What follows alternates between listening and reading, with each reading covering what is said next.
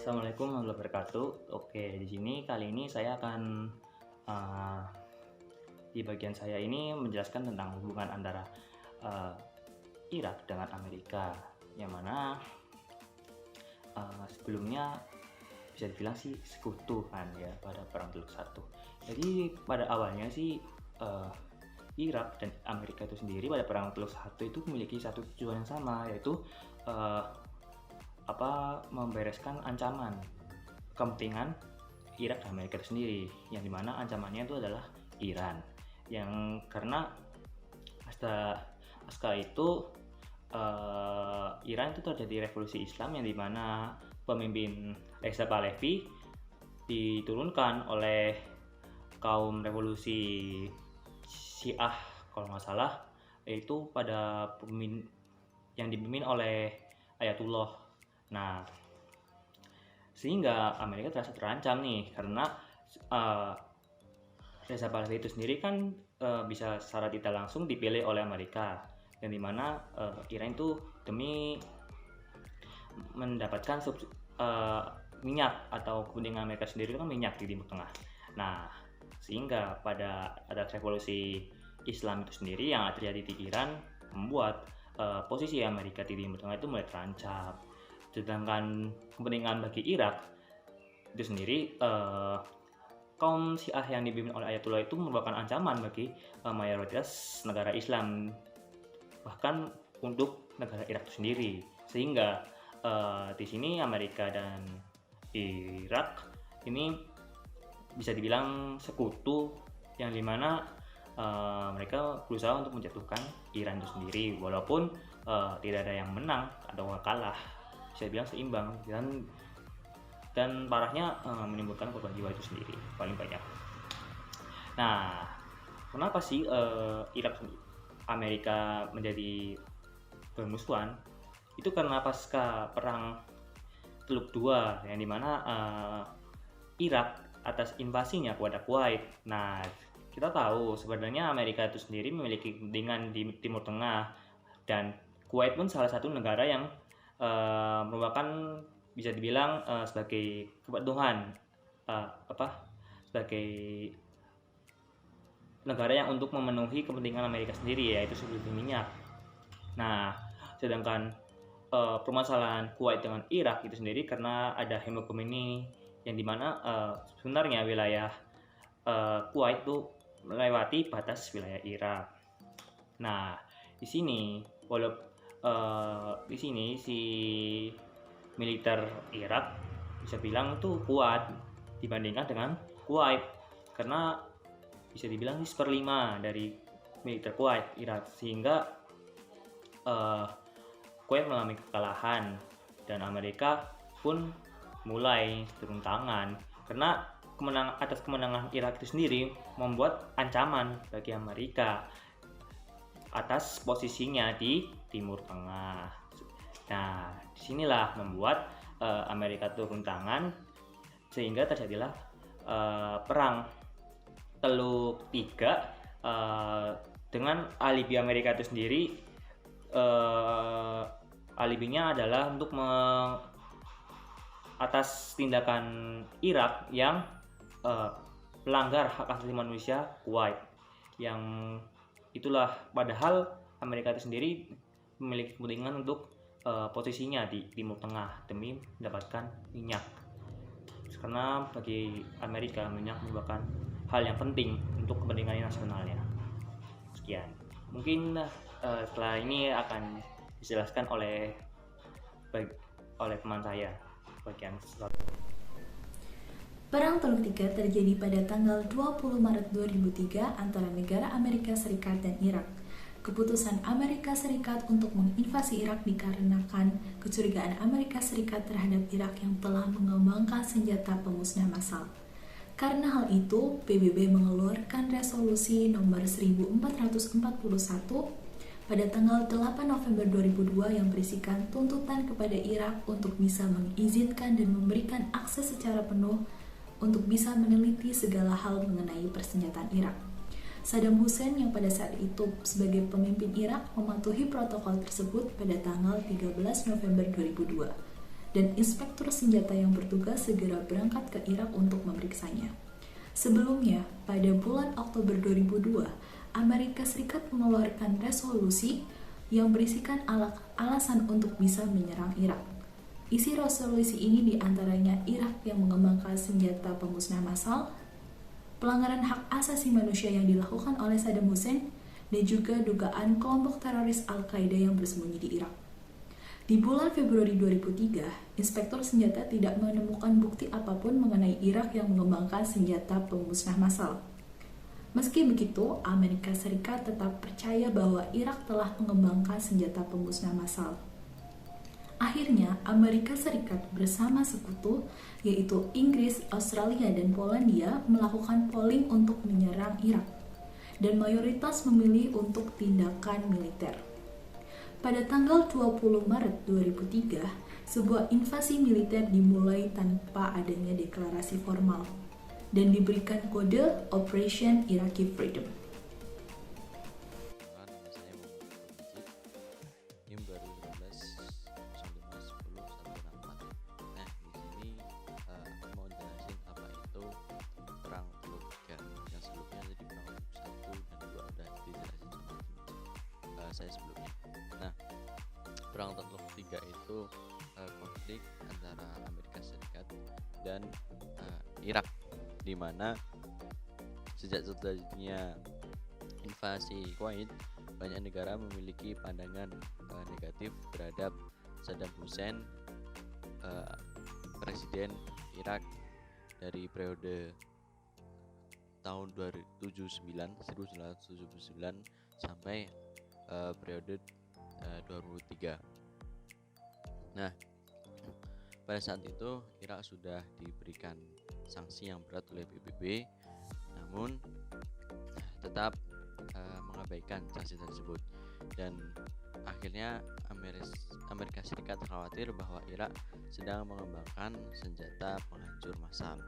Nah, maka dari itu PBB akan memberikan sanksi kembali kepada Irak. Nah, kemudian terjadinya serangan 9/11 atau serangan pada dua menara kembar di Amerika Serikat. Nah, sejak terpilihnya George W. Bush pada tahun 2000, AS bergerak ke arah kebijakan Irak yang lebih agresif. Serangan 9/11 ini terjadi dan Saddam Hussein diduga mendukung dan menjual senjata kepada Al-Qaeda. Nah, kebijakan Amerika Serikat terhadap Irak menjadi lebih panas ketika Bush melancarkan perang melawan teror dan Irak dimasukkan ke dalam negara teroris. Nah, kemudian pada tahun 2002 pada resolusi Irak, AS mengeluarkan sebuah resolusi sendiri pada bulan Oktober 2002 yang berisi alasan untuk menyerang Irak. Nah, resolusi ini kebanyakan berisi tentang Irak memiliki senjata, yaitu senjata pemusnah massal, yang dimana senjata tersebut sudah melanggar HAM. Nah, Al-Qaeda sendiri ini bersembunyi di Irak dan Saddam melanggar HAM, dan pasti ia diam-diam memiliki senjata pemusnah massal. Nah, kemudian ada yang namanya Operation Iraqi Freedom, yaitu menurut Jenderal di French, tujuan invasinya adalah mencabut Saddam Hussein, menghancurkan senjata pemusnah massal, menangkap teroris, mengumpulkan informasi tentang jaringan terorisme, dan mengumpulkan informasi tentang senjata pemusnah massal, memberikan bantuan kemanusiaan kepada rakyat Irak, mengamankan minyak Irak, menciptakan demokrasi di Irak. Nah, teman-teman sekalian, apa sih itu perang Teluk? Nah, perang Teluk adalah perang bentuk konfrontasi politik dan militer yang pertama kalinya dipicu oleh dua negara, yaitu konflik dua negara. Yang pertama adalah Iran, kemudian yang kedua adalah Irak. Nah, pada dasarnya Perang Teluk ini terjadi selama 3 kali periode, yang mana dalam periode-periodenya itu terdapat negara-negara yang saling berkonflik dan saling berperang dengan negara Irak. Nah, adapun 3 periode tersebut yaitu yang pertama adalah periode Perang Teluk I yang terjadi pada tahun 1980 sampai 1988. Nah, Perang Teluk ini perang antara Iran dan Irak. Kemudian yang kedua yaitu Perang Teluk II. Nah, Perang Teluk II ini terjadi pada tahun 1990, yaitu perang antara Iran dan Kuwait, yang mana saat itu Kuwait dan Uni Emirat Arab dan Arab Saudi dianggap mereka yang sebelumnya adalah sebagai teman, akan tapi pada Perang Teluk II ini Kuwait itu dianggap menjadi penyebab anjloknya harga minyak di Timur Tengah. Kemudian yang ketiga adalah Perang Teluk III yang terjadi pada tahun 2003. Nah, sebelum mohon maaf tadi saya lupa menjelaskan sedikit ya. Perang Teluk I ya, di sini saya hanya menjelaskan tentang Perang Teluk I dan Perang Teluk II, dan Perang Teluk III insya Allah nanti akan dijelaskan oleh saudara saya pada video selanjutnya, yaitu saudara Fahrul. Nah, Perang Teluk I itu adalah perang antara Iran dan Irak. Nah, perang ini terjadi ya selama sekitar 8 tahunan. Nah, pada dasarnya sebenarnya perang ini tuh perang yang terjadi setelah Perang Dunia II, sehingga Perang Teluk yang pertama antara Iran dan Irak itu menyebabkan adanya keterlibatan negara-negara besar, sehingga pada Perang Teluk II itu terdapat intervensi negara besar yang mempengaruhi sehingga menyebabkan perang teluk pada periode-periode berikutnya. Nah, di Perang Teluk I itu Iran itu bersekutu dengan Rusia, kemudian Irak bersekutu dengan Amerika, kemudian Arab Saudi dan negara-negara yang ada di Eropa. Nah, penyebab perang Teluk I itu yaitu yang pertama adalah adanya revolusi Iran dalam menyebarkan mazhab pemikiran Syiah di Timur Tengah. Kemudian yang kedua adalah adanya persaingan antara Irak dan Iran dalam menguasai Timur Tengah. Kemudian yang ketiga yaitu adanya persaingan bangsa Arab dan bangsa Persia. Nah, akan tetapi pada Perang Teluk I itu selesai ya setelah PBB itu menyatakan, Dewan Keamanan PBB menyatakan bahwasannya meminta kedua negara untuk melakukan gencatan senjata, sehingga pada tahun 1990 disepakatilah kembali perjanjian Al-Gir yang sebelumnya dilanggar oleh Irak. Perkenalkan, saya Reza Ayu Rafita dari kelompok 3 NIM 2019-05-10095. Dan di sini saya akan menjelaskan mengenai dampak dari Perang Teluk III bagi Amerika Serikat dan Irak. Perang Teluk III ini menyebabkan jatuhnya Partai Ba'ath dan Saddam Hussein yang telah berkuasa di Irak sejak Februari tahun 1968 sampai dengan tahun 2003. Dampak yang selanjutnya yaitu pengambil alihan pemerintahan Irak yang dilakukan oleh pasukan koalisi. Kemudian dari Perang Teluk III ini berdampak pada munculnya pemberontakan di Irak dan kekerasan antar kelompok di Irak. Kemudian yaitu terjadinya pemilihan pemerintahan Irak yang baru. Dan Peter Abdullah pun mengatakan bahwa defisit migas ini bisa semakin melebar. Kemudian ketegangan ini juga bisa berdampak pada perekonomian melalui jalur perdagangan, misalnya kenaikan harga minyak. Jadi tadi yang saya paparkan merupakan dampak dari Perang Teluk III bagi Amerika Serikat dan Irak. Baik, itulah tadi beberapa ulasan singkat mengenai dampak Perang Teluk III bagi Irak dan Amerika Serikat yang diterangkan oleh Reza. Nah, secara lebih lanjut ketika kita membahas tentang dampak Perang Teluk III ini, memang bisa kita ambil beberapa sumber. Salah satunya adalah Jurnal Pertahanan dan Bela Negara terbitan Universitas Pertahanan. Nah, latar belakang dari Amerika dan Britania Raya ini menjalin sebuah persekutuan untuk melakukan istilahnya pembebasan Irak, memang dilatar belakangi dengan adanya tuduhan bahwa Irak ini sedang mengembangkan sebuah senjata pemusnah massal seperti itu. memang ketika kita berbicara tentang Amerika, tentu Amerika ini menjadi salah satu negara pemenang perang yang tentu memiliki superpower dan menjadi sebuah intervensi yang besar terhadap negara lain, dan menjadi alasan juga Amerika ini memberikan ancaman-ancaman tertentu atau gesekan-gesekan politik secara internasional agar dapat memenuhi kepentingan nasionalnya. Nah, setidaknya ada 3 hal yang menjadi keuntungan Amerika Serikat dan Britania Raya ketika berperan di dalam Perang Teluk Tiga ini. Yang pertama adalah mengenai penguasaan wilayah yang di situ banyak sekali tersedia sumber daya alam berupa minyak dan gas. Yang perlu teman-teman ketahui, memang banyak sekali sumber ataupun jurnal ataupun penelitian-penelitian terdahulu yang mengatakan bahwa wilayah Timur Tengah ini merupakan wilayah yang kaya akan sumber daya mineral berupa gas ataupun minyak bumi. Dan ini menjadi salah satu alasan yang kuat Amerika memberikan intervensi kepada Irak, dan setidaknya menjadi alasan untuk mendukung Amerika melakukan serangan-serangan tertentu. Kemudian yang kedua adalah penyingkiran Saddam Hussein secara politis. Memang Saddam Hussein ini menjadi salah satu aktor yang cukup cukup disegani oleh Amerika Serikat, karena memang Saddam Hussein ini cukup cerdas dalam mengelola perpolitikan secara nasionalnya di Irak dan melawan dengan ketentuan-ketentuan yang dibuat oleh negara pemenang seperti Amerika, seperti itu. Nah, ini menjadi salah satu alasan yang jelas menjadi sebuah pembelaan bagi Amerika untuk melakukan serangan ataupun yang istilahnya dapat disebut dengan pembebasan Irak.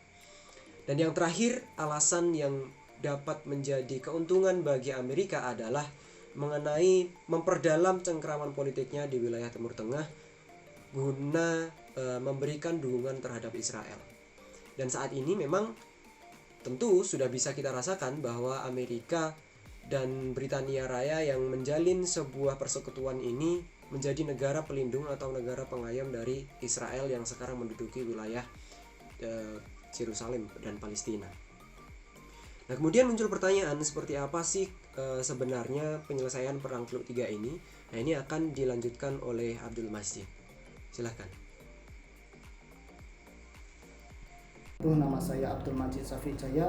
Di sini saya ingin menyampaikan kronologi penyelesaian Perang Teluk Ketiga yang berawal dari Amerika Serikat yang mulai memasuki wilayah Irak sejauh 160 km pada tanggal 21 Maret 2003 yang bersama pesawat tempur Inggris. Mereka mengebom berbagai sasaran penting, yang salah satunya adalah istana Presiden Saddam Hussein, yaitu markas besar Partai Ba'ath.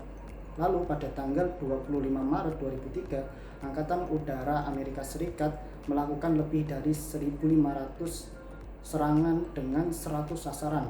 Sasaran ini difokuskan pada unit-unit komando dan kontrol serta unit-unit Garda Republik di sekitar Baghdad. Lalu pada tanggal 5 April 2003, tank-tank Amerika Serikat bergerak menuju Baghdad dan terlibat pertempuran sengit dengan pasukan Irak. Sementara kekuatan udara pasukan gabungan milik Amerika Serikat dan Inggris menggempur rumah Ali Hasan Al-Majid, yaitu sepupu dari Presiden Saddam Hussein. Dan pada tanggal 6 April 2003, 10 anggota pasukan khusus Amerika dinyatakan tewas akibat bom dalam insiden friendly fire. Friendly fire sendiri adalah fenomena di mana sangat kental mewarnai pasukan Amerika Serikat dalam Perang Teluk Ketiga ini. Sistem senjata yang macet, antena yang patah, dan kegagalan sistem komunikasi sangat berperan dalam membedakan mana kawan, mana lawan. Terima kasih. Selanjutnya akan disampaikan oleh rekan saya yang bernama Husnul Hakim.